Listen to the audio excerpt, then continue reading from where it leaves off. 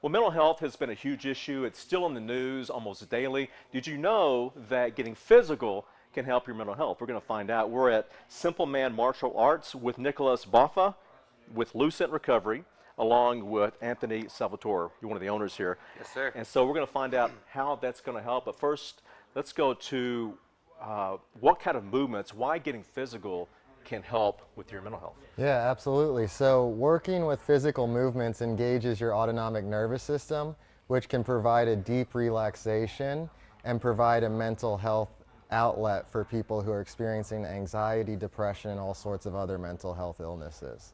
Say if someone is new to this, you know, they have some issues, they have maybe some depression, things like that, what's the first thing they should do?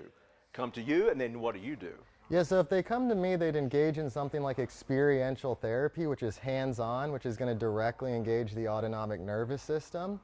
And also they could come to a gym like Simple Man that has a fundamentals class with someone like Sal, and it's a safe environment to begin something like jiu-jitsu. And what I love about experiential therapy is there's an immediate return on investment. I was going to ask about, okay, yeah, how does that work? So the way the autonomic nervous system works is we have our parasympathetic, which is our rest and restore, and we have our sympathetic, which is our fight or flight.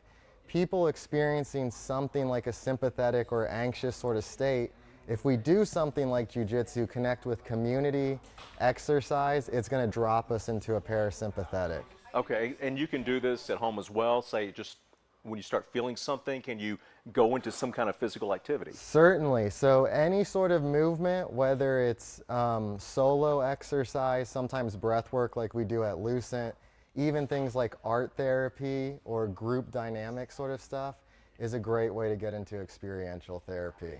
I particularly love jiu-jitsu. We're going to show you, if I can pronounce it, jiu-jitsu. Jiu-jitsu. Right. There you go. Awesome. So do you have a favorite kind of move or favorite physical? I like anything that, even for my clients, it's either outdoor time or for me, any sort of martial arts where I can get my nervous system going, get my respiration up, and I especially love the community aspect. I encourage everybody, if you can, get involved with the community. It's something that's so simple, but at places like this, places like Lucent Recovery, you can find like a second family, and that's so important for mental health. And something you also do too, it has nothing, we're not going to do that here, but you can, you dunk people in cold water? Is that, what's the point of that? So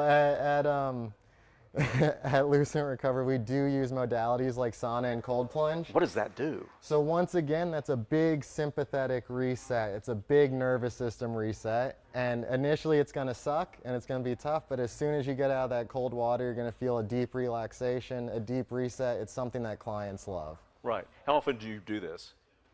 Do I personally do? How often do you dunk people into cold water? Cold water immersion I do just about every other day. Really? And I do jiu-jitsu anytime I have free time. Me and my kids are here about every day of the Well, let's do week, some jiu-jitsu. Yeah. All right, Todd, let's get into it. So 90% of fights are always going to end up on the ground. So any street fight that you get into, there's a very high likelihood you end up on the ground, okay? Yeah. And what jiu-jitsu can do, what jiu-jitsu can do is help you get on top, choke, or submit your opponent, even if they're bigger or heavier than you. Really? Okay. So let's say you push me to the ground. Boom, I fall to my back. I want to use my hands to smack the mat to disperse that energy. I tuck my chin. I don't let my head hit the mat so I'm not getting a concussion when I fall. Right. And now, if the perpetrator keeps coming at you, starts throwing punches, I pull and pull you into my guard like so. Right. I lock my hands behind you. I want to make sure your hands are on the mat like so. Now, I'm going to unlock my legs. I'm going to sit up. I'm going to grab over your arm, lift my hips high into the sky, and then bump you over.